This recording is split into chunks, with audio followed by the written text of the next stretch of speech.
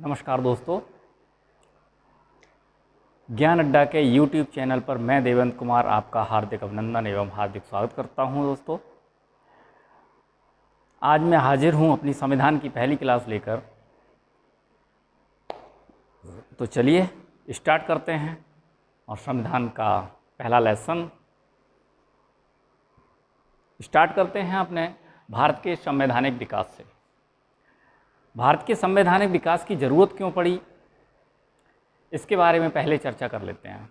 क्योंकि जब भी किसी टॉपिक का हमें अतीत मालूम हो जाएगा या हम उसमें से कमियां निकालने लगें या फिर हम उसकी पृष्ठभूमि जान जाएं तो याद करना आसान हो जाता है। अन्यथा आप ऐसे ही रटते रहिए, कुछ नहीं होने वाला है।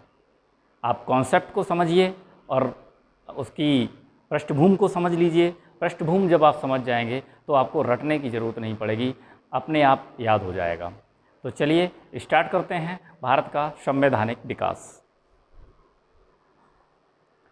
भारत के संवैधानिक विकास से पहले हम कुछ उसका बैकग्राउंड देख लेते हैं कि आखिर भारत में संवैधानिक विकास की ज़रूरत क्यों पड़ी।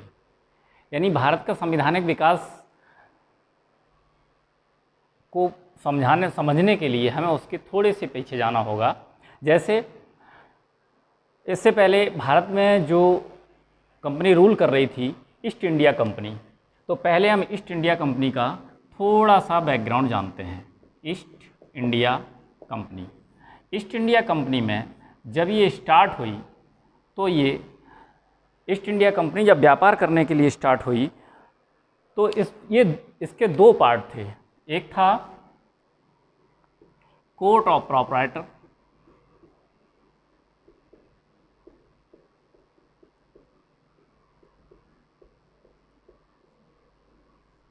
और दूसरा था कोर्ट ऑफ डायरेक्टर।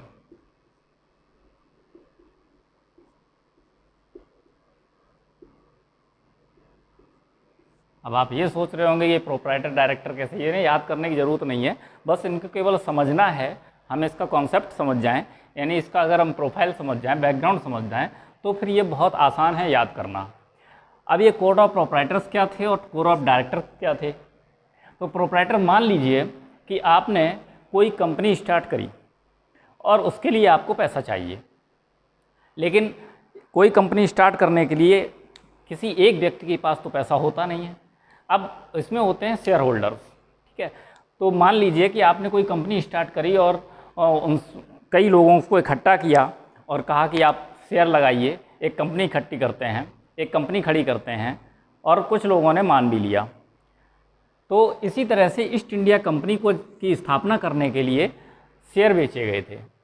अब इसमें से मान लीजिए कि किसी ने 1000 रुपये का शेयर लिया, किसी ने 500 रुपये का शेयर लिया, किसी ने 100 रुपये का शेयर लिया, किसी ने 10 रुपये का शेयर लिया। कोई तो ये कह रहा है चलो मैं 1 ही रुपया लगाता हूँ, है ना, क्योंकि मुझे भरोसा तो है नहीं कंपनी चलेगी कि नहीं चलेगी। तो अब जब इस तरह से हज़ारों लोगों ने शेयर लगाए, उसमें से क्या हुआ कि इसमें से और कुछ ने शेयर लगाए, किसी ने 10,000 रुपये की भी शेयर लगाई। अब सीधी सी बात है कि जिसका जितना शेयर उसकी उतनी रिस्क। अगर मान लो कंपनी डूबती है तो इसका 10,000 डूबेगा, इसका 1,000 डूबेगा, इसका 500 डूबेगा, इसका 100 रुपये डूबेगा। और अगर कंपनी ग्रोथ करती है, कंपनी अगर ग्रोथ करती है तो उसे उसके हिसाब से वेटेज भी मिलेगा, है ना। तो जिसने 1 रुपया लगाया उसको 1 रुपये का वेटेज मिलेगा, जिसने 10,000 लगाया उसका 10,000 रुपये का वेटेज मिलेगा। अब चूंकि इस कंपनी में दसियों हज़ार की संख्या में शेयर होल्डर्स थे, अब सबका वेटेज कैसे निर्धारित किया जाए, तो इसने एक नियम लगाया कि जिसके भी पास 500 पाउंड तक जिसने भी शेयर खरीदे, यानी 500 पाउंड से ऊपर जिसके शेयर हैं, वो चुने जाएंगे कोर्ट ऑफ प्रोप्राइटर्स में। यानी 500 पाउंड से अधिक शेयर धारक कहाँ चुने जाएंगे? कोर्ट ऑफ प्रोप्राइटर्स में। उसके बाद कोर्ट ऑफ प्रोप्राइटर्स में जब ये चुने गए तो ये 500 और 500 से अधिक के जो शेयर धारक थे वो भी, उनकी भी संख्या हज़ारों में थी। अब चूंकि हजारों में संख्या थी तो यही हजारों लोग मिलकर कोर्ट ऑफ डायरेक्टर का अपने अपने ही सदस्यों में से कोर्ट ऑफ डायरेक्टर का चुनाव करते थे, जिनकी संख्या होती थी 24। कोर्ट ऑफ डायरेक्टर की संख्या जो 24 हुआ करती थी वो वही कोर्ट ऑफ डायरेक्टर के सदस्य थे जो कोर्ट ऑफ प्रोप्राइटर्स के थे। यानी कि इन हजारों लोगों में से वो 24 लोग जो एकदम क्रीम थे, यानी कि जो प्रभावशाली थे, यानी जो एकदम से प्रभुत्व वाले थे, उनको 24 लोगों को ये चुनते थे और इनका चुनाव हर वर्ष होता था। यानी कि जो कोर्ट ऑफ डायरेक्टर का चुनाव था, कोर्ट ऑफ डायरेक्टर का जो चुनाव होता था जो प्रत्येक वर्ष होता था। ये तो रही कंपनी की पृष्ठभूमि। अब चूंकि आप ये सोच रहे हैं मुझे संविधान में इससे क्या लेना देना है, अभी जब मैं आपके आगे इसका भाग बताऊंगा तो आपको लगेगा कि हाँ मैं सही कह रहा था। ठीक है, अब ये तो रहा आपका कोर्ट ऑफ डायरेक्टर का। कोर्ट ऑफ डायरेक्टर को आप समझ गए होंगे और कोर्ट ऑफ प्रोप्राइटर्स भी समझ गए होंगे। ठीक है, इसके बाद बात आती है कि ईस्ट इंडिया कंपनी का जो व्यापार चल रहा था, ईस्ट इंडिया कंपनी का व्यापार चल रहा था और उसमें कंपनी में हुआ भ्रष्टाचार। ईस्ट इंडिया कंपनी में जब भ्रष्टाचार हुआ, यानी भ्रष्टाचार कैसे हुआ, कंपनी में भ्रष्टाचार कैसे हुआ कि कंपनी के जो कर्मचारी थे ये लोग कंपनी का काम ना करके स्वयं का बिजनेस करने लगे थे, यानी वेतन कंपनी से लेते थे और व्यापार खुद का निजी करने लगे थे। यानी कि भारत में उन्हें पता था कि भारत में सूती वस्त्र उद्योग, सूती वस्त्र की बहुत ज़्यादा डिमांड है, इसलिए ये लोग इंग्लैंड जाते थे और वहाँ से जो कंपनी का माल लाते थे उसके साथ साथ अपना माल भी लेके आते थे और यहाँ भारत में बेच देते थे। इससे ये लोग होने लगे माला माल और कंपनी होने लगी दिवालिया। एक स्थिति ऐसी आई कि कंपनी बिल्कुल दिवालिया हो गई थी, यानी ईस्ट इंडिया कंपनी भ्रष्टाचार के चलते ये हो गई दिवालिया। जब कंपनी दिवालिया हो गई तो कोर्ट ऑफ डायरेक्टर ने, यहाँ लिख देते हैं, तो कोर्ट ऑफ डायरेक्टर ने ब्रिटिश संसद को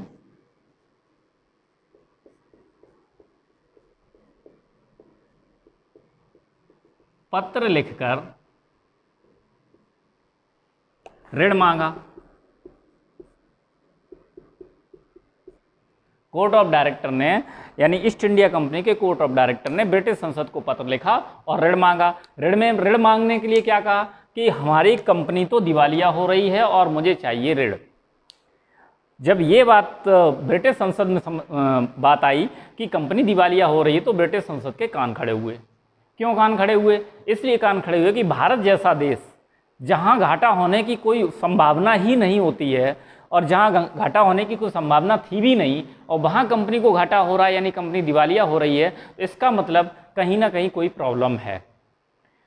तो जैसा कि होता है कि हम किसी से ऋण मांगें तो वो भी सोचता है कि ऋण अगर हम इसको देंगे तो हमारी भी उसकी भी कुछ सीमाएं होंगी और उसकी भी कुछ शर्तें होंगी। तो ब्रिटिश संसद ने कहा ऋण तो हम आपको दे देंगे। ऋण देने की बात तो ब्रिटिश संसद ने कर दी, लेकिन उन कंपनी से ये कहा कि ऋण के बदले में अब कुछ सुधार करेंगे हम, यानी कि कंपनी को ऋण देने के बदले में कंपनी में सुधार करेंगी ब्रिटिश संसद। अब कंपनी इस पर एग्री हुई तो हुआ क्या कि सबसे पहले इसने क्या किया, ब्रिटिश संसद ने सबसे पहले एक रेगुलेटिंग एक्ट लाई 1773 का। ठीक है, तो कंपनी के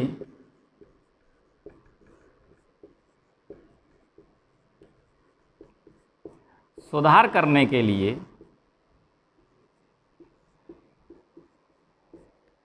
यानी कंपनी में सुधार करने के लिए ब्रिटिश संसद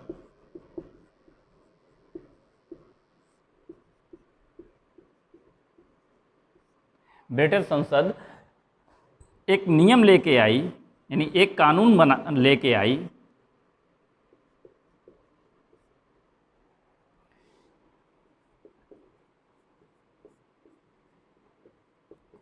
लेकर आई, जिसे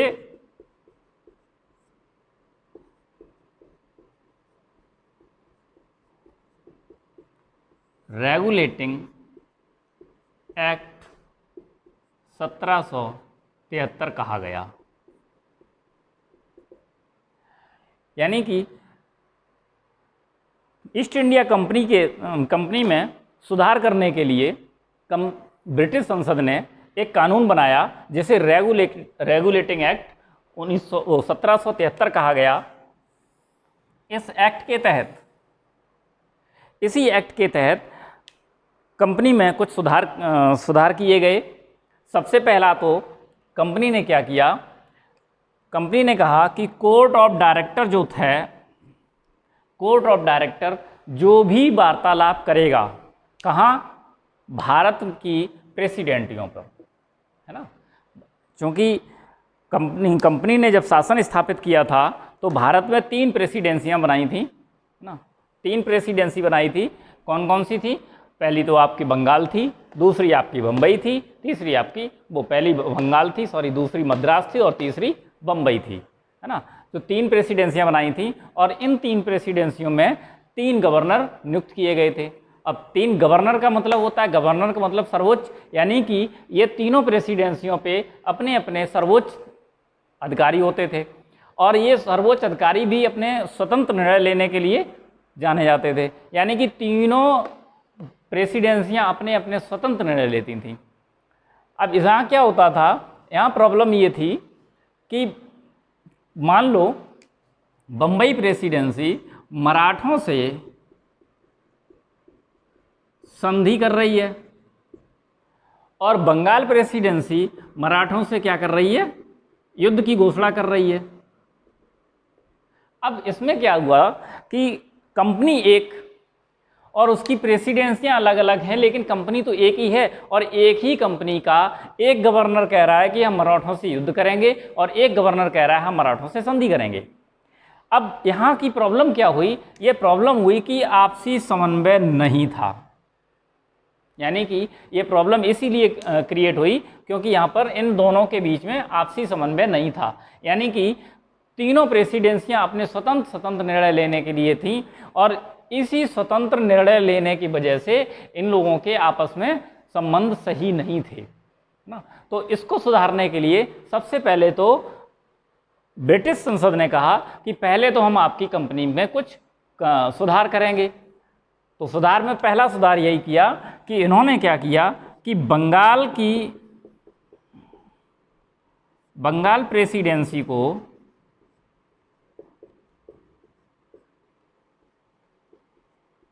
सुप्रीम पावर दिया।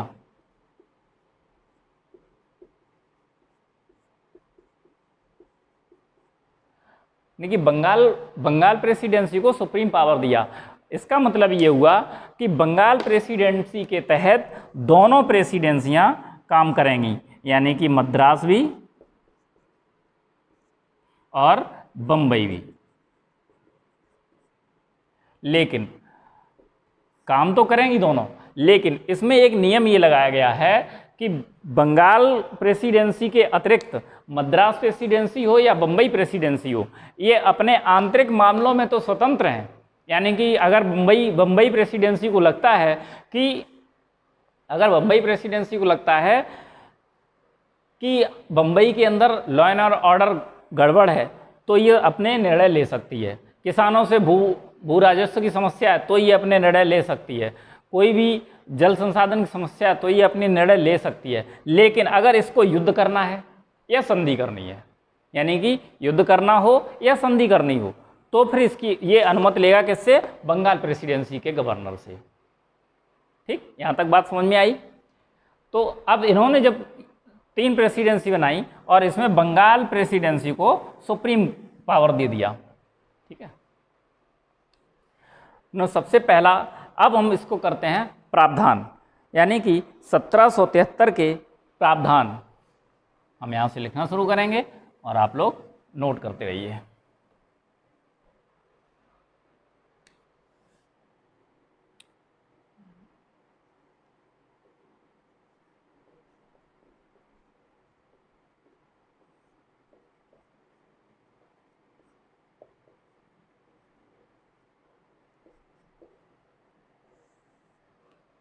पृष्ठभूमि तो आप लोग समझ ही गए होंगे, है ना।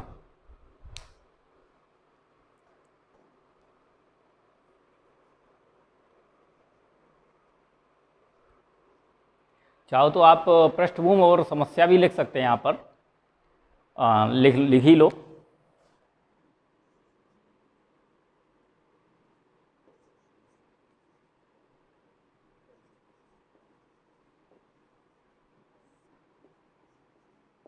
पृष्ठभूमि एवं समस्याएं।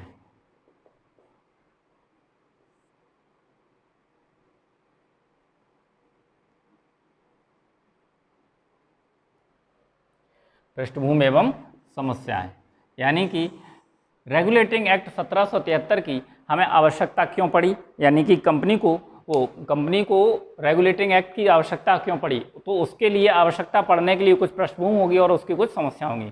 पृष्ठभूमि मैंने आपको बता ही दिया था कि कर्मचारी लगातार अमीर होते गए और कंपनी गरीब होती गई, है ना। तो एस्टेस लिख सकते हैं। नंबर 1, कंपनी के कर्मचारी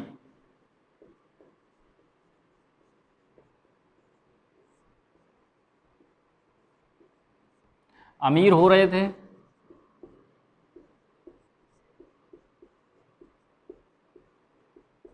तथा कंपनी गरीब हो रही थी। ठीक है, कंपनी के कर्मचारी अमीर होते गए और कंपनी गरीब होती गई, अर्थात दिवालिया हो गई।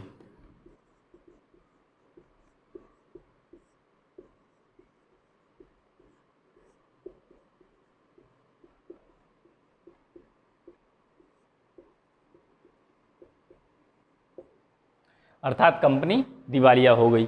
ठीक है, दूसरा, कंपनी दिवालिया हो गई है,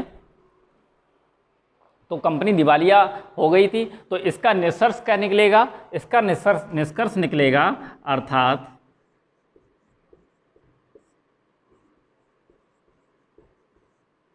कंपनी में भ्रष्टाचार व्याप्त था।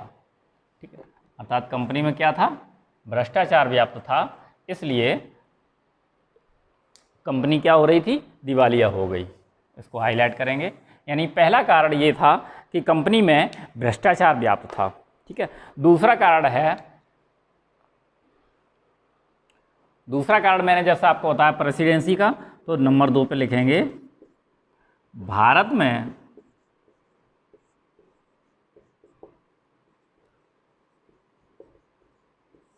कंपनी के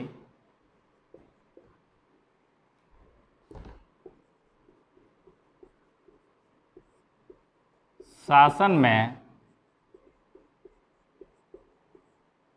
आपसी समन्वय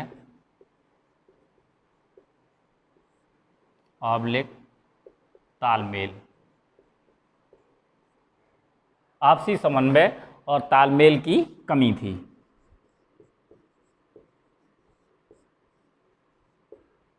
ये 2 बातें मैंने आप लोगों को बताई थी कि कंपनी में कर्मचारी क्या हो रहे थे, अमीर हो रहे थे, और जो कंपनी थी वो गरीब हो रही थी, अर्थात कंपनी दिवालिया हो गई थी। और कंपनी जब दिवालिया हो गई तो इसका मतलब कंपनी दिवालिया क्यों होगी, जब कंपनी में भ्रष्टाचार होगा। यानी किसी भी कंपनी को दिवालिया करने के लिए उसके कर्मचारी ही जिम्मेदार होते हैं, सबसे बड़ी बात है। और दूसरा, भारत में कंपनी का प्रशासन जो था वो उसमें आपसी तालमेल नहीं था। जैसा मैंने आपको बताया कि बंगाल प्रेसिडेंसी और मद्रास प्रेसिडेंसी और बम्बई प्रेसिडेंसी, इन तीनों का आपस में कोई तालमेल नहीं था। 3 के 3 गवर्नर अपने स्वतंत्र निर्णय लेते थे। यानी कि अगर मैंने आपको बताया जैसे बम्बई का गवर्नर जो है वो मराठों से संधि कर रहा है, इधर बंगाल का जो गवर्नर है वो मराठों से युद्ध की घोषणा कर रहा है, तो इसमें क्या है कि आपसी विवाद भी हो रहे थे। तो ये भी प्रॉब्लम एक बहुत बड़ी थी यहाँ पर। इनको सुलझाने के लिए अब हम बात करते हैं कि ये तो आपकी होगी पृष्ठभूमि और समस्याएं 2।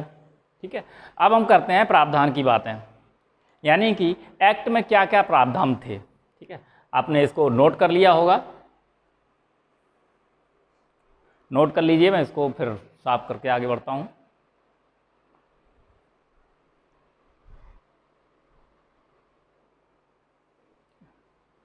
अब आपको बताते हैं 1773 रेगुलेटिंग एक्ट के प्रावधान। अब चूंकि इसमें प्रावधान थोड़े से बड़े हैं, थोड़ा बड़ा प्रावधान है, लेकिन बहुत आसानी से इसको याद भी किया जा सकता है।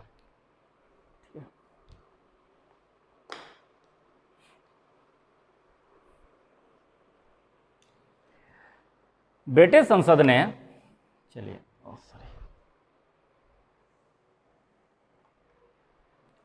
अब बात करते हैं एक्ट के प्रावधान।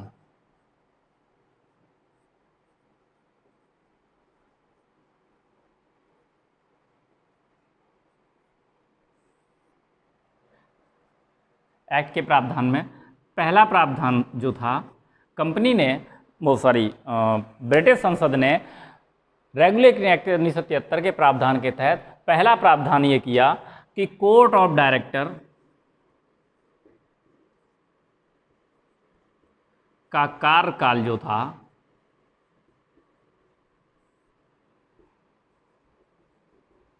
एक वर्ष से बढ़ाकर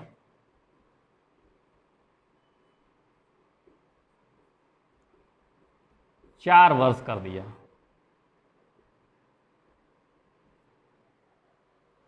यानी कि कंपनी ने पहला प्रावधान किया कि कोर्ट ऑफ डायरेक्टर का कार्यकाल 1 वर्ष से बढ़ाकर कितना कर दिया, 4 वर्ष।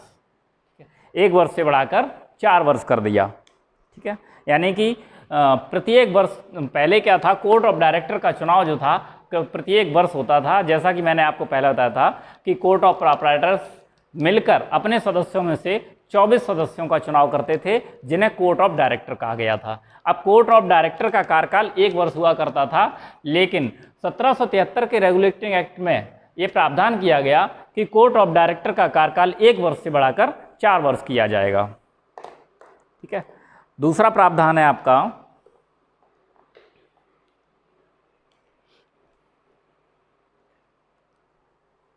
अब चूंकि कोर्ट ऑफ डायरेक्टर जो होते थे वो अपने स्वतंत्र निर्णय लेते थे कंपनी के लिए, लेकिन इस प्रावधान के तहत ये कहा गया, नंबर 2,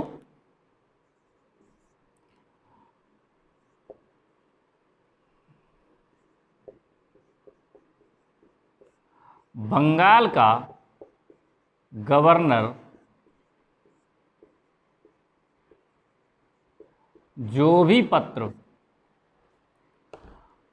कोर्ट ऑफ डायरेक्टर को लिखेगा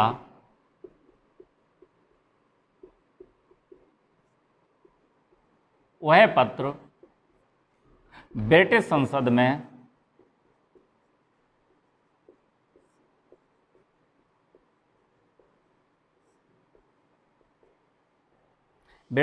में रखवाया जाएगा।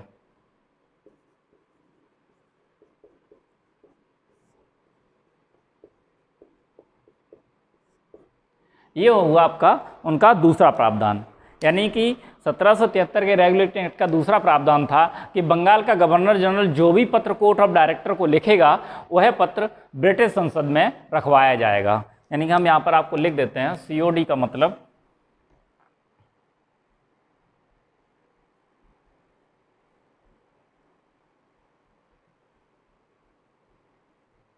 कोर्ट ऑफ डायरेक्टर, ताकि आप भूलें ना, ठीक है। तीसरा प्रावधान किया इन्होंने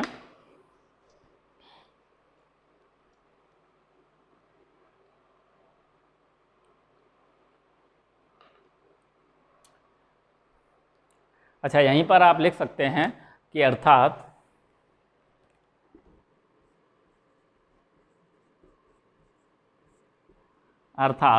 इस एक्ट के माध्यम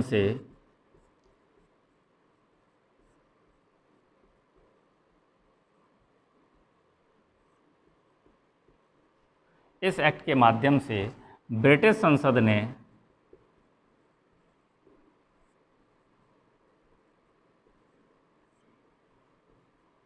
इस एक्ट के माध्यम से ब्रिटिश संसद ने कंपनी के प्रशासन में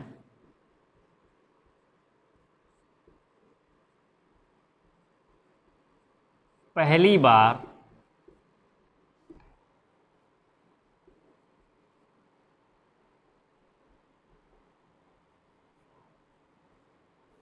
कानूनी रूप से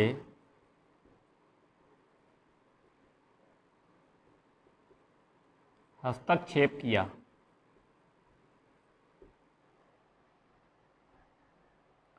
अर्थात इस एक्ट के माध्यम से ब्रिटिश संसद ने कंपनी के प्रशासन में पहली बार कानूनी रूप से हस्तक्षेप किया।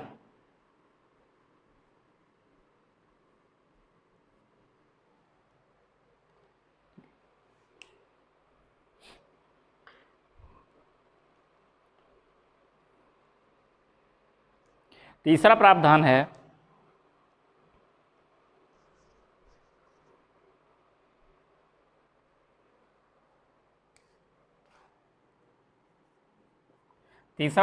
किया कि कंपनी के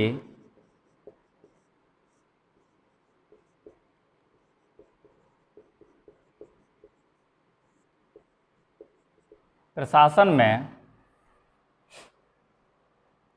समन्वय स्थापित करने के लिए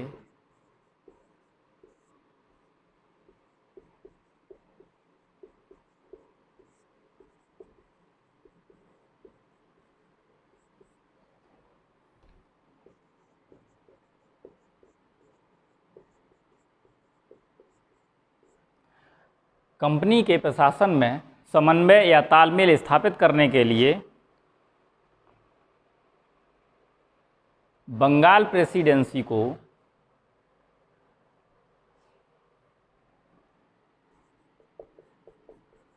बंगाल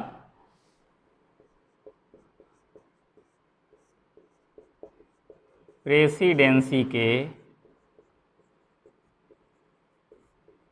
अधीन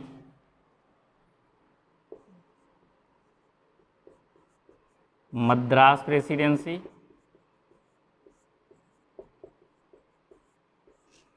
तथा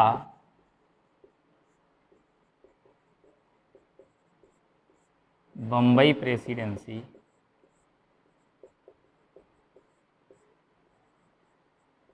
को कर दिया। यानी कंपनी के प्रशासन में समन्वय या तालमेल स्थापित करने के लिए बंगाल प्रेसिडेंसी के अधीन मद्रास प्रेसिडेंसी और बम्बई प्रेसिडेंसी को कर दिया।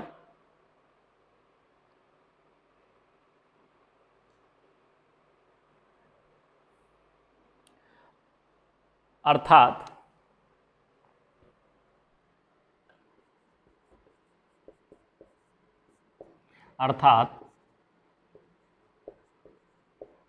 ये दोनों प्रेसिडेंसी अपने आंतरिक मामलों में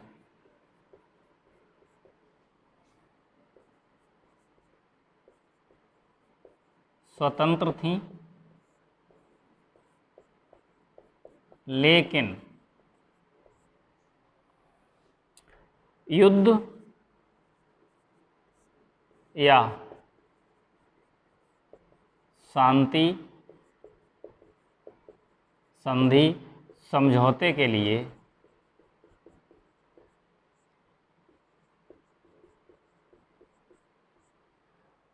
युद्ध या शांति या संधि समझौते के लिए बंगाल के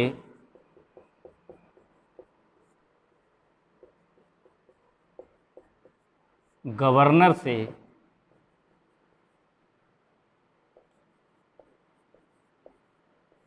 अनुमति लेना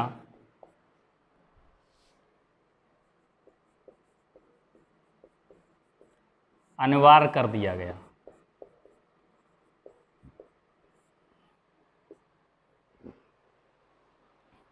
अर्थात ये दोनों प्रेसिडेंसी कैसी थी, अपने आंतरिक मामलों में तो स्वतंत्र थी, लेकिन युद्ध या शांति या संधि समझौते के लिए बंगाल के गवर्नर से अनुमति लेना अनिवार्य था। ठीक है, यहाँ तक नोट कर लीजिए, उसके बाद फिर आगे बढ़ते हैं।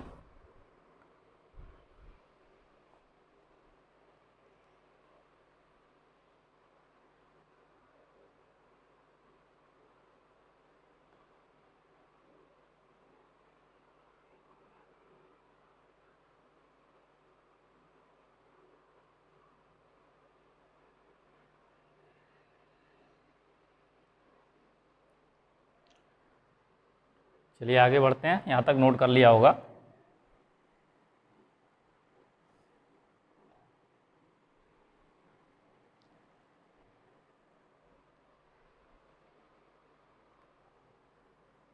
नंबर 4, बंगाल का गवर्नर, ऐसे नहीं लिखना है, इसको लिखना है इस क्रम में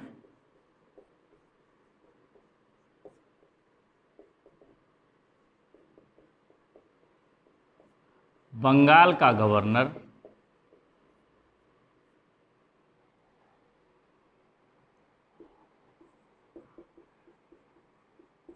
बंगाल का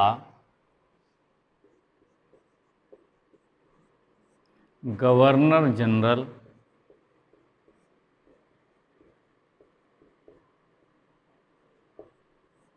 कहलाने लगा। इस क्रम में बंगाल का जो गवर्नर था उसे बंगाल का गवर्नर जनरल कहा जाने लगा, और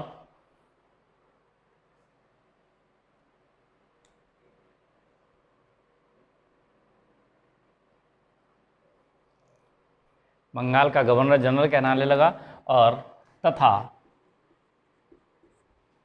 वारेन हेस्टिंग्स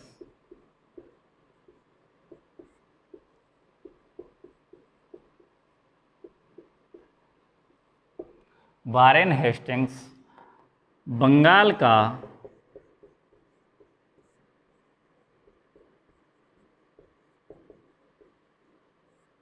अंतिम गवर्नर एवं प्रथम गवर्नर जनरल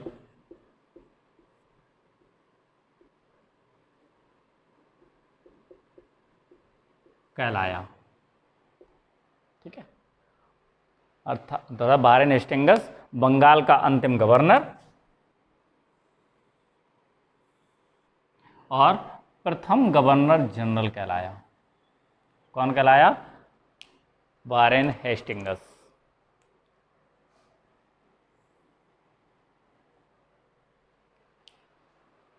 ठीक है,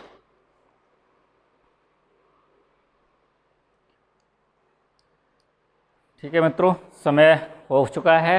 अब हम आगे का इससे कल स्टार्ट करेंगे। धन्यवाद।